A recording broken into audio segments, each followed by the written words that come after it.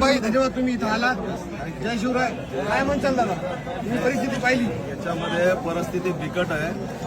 मैदानात बसायला जागा नाही, सगळा चिखल आहे.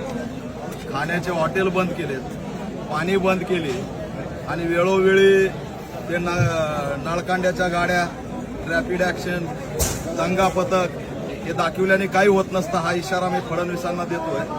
या ठिकाणी त्यांच्या मराठा समाजाचा जो आंदोलकाचा जो या ठिकाणी ओघ वाढलाय त्याला भयभीत करून ते निघून जातील या गैरसमजामध्ये राहू नका आणि तात्काळ या ठिकाणी या आंदोलनाच्या संदर्भात चर्चा करावी. हे मैदानामध्ये बसण्यासारखी व्यवस्था करावी.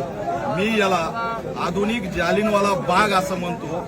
जो मराठ्यांचा कोंडमारा केलेला आहे त्या जालिनवाला बागमध्ये गोळ्या झाडण्यात आल्या होत्या आणि आधुनिक जालिनवाला बागमध्ये कोंडमारा करण्यात आलाय. पाणी नाकारलंय, सोयीसुविधा नाकारल्या. म्हणजे तुम्हाला जसं राहायचं तसं राहा, निघून जा अशा पद्धतीचा एक धमकावण्याचा प्रयत्न आहे. ही आंदोलकाशी वागणं योग्य नाही. लक्षात ठेवा, तुम्हाला वाटत असेल हे फक्त आझाद मैदानात आहे.